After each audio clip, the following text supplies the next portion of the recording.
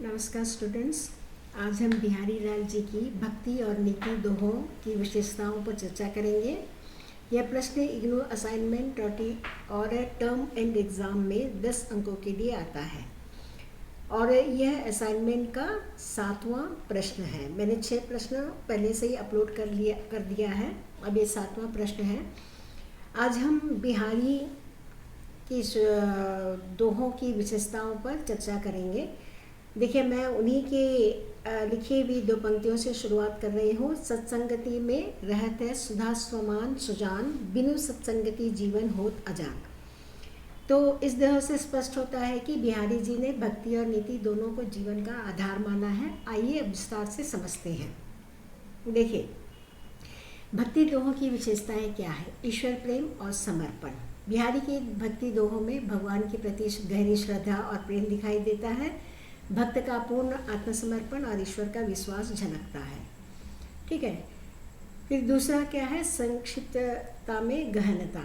उनके दोहे छोटे होते हैं परंतु उनमें गहरी आध्यात्मिक भावनाएं सम्मिलित रहती है। कुछ ही शब्दों में वे जीवन का सार व्यक्त कर देते हैं। अब तीसरा क्या है? सहज भाषा और भावुकता। सरल और मधुर भाषा का प्रयोग करते हुए वे भावनाओं को सजीव बना देते हैं।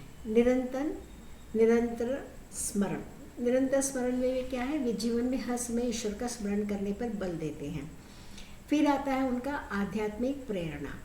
आध्यात्मिक प्रेरणा में उनके दोहे आत्मिक शांति और ईश्वर के प्रति समर्पण की भावना देते हैं।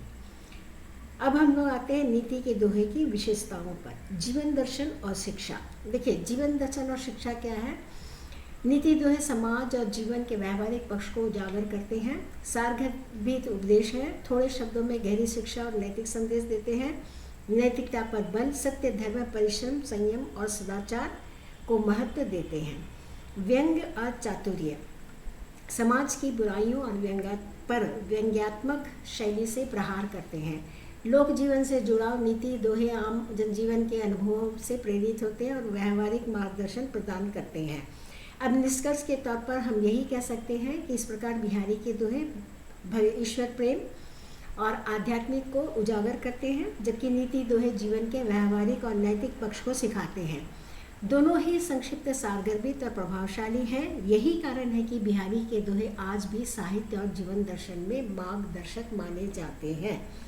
तो स्टूडेंट्स, ये रही 10 मार्क का प्रश्नों का उत्तर, जो असाइनमेंट में भी आप इसको यूज़ कर सकते हैं और टर्म एंड एग्ज़ाम के लिए भी आप इसका प्रयोग कर सकते हैं। तो स्टूडेंट्स, अगर आप लोगों को मेरा असाइनमेंट का और टर्म एंड एग्ज़ाम्स के लिए जो 10 प्रश्न का MSD 1 के प्रश्न हैं, जो मैंने 6 के अपलोड कर दिए हैं, अब 7वां ही अपलोड कर रही हूँ। अगर आप लोगों को अच्छा लगता है तो प्लीज़ इसको शेयर कीजिए, सब्सक्राइब कीजिए और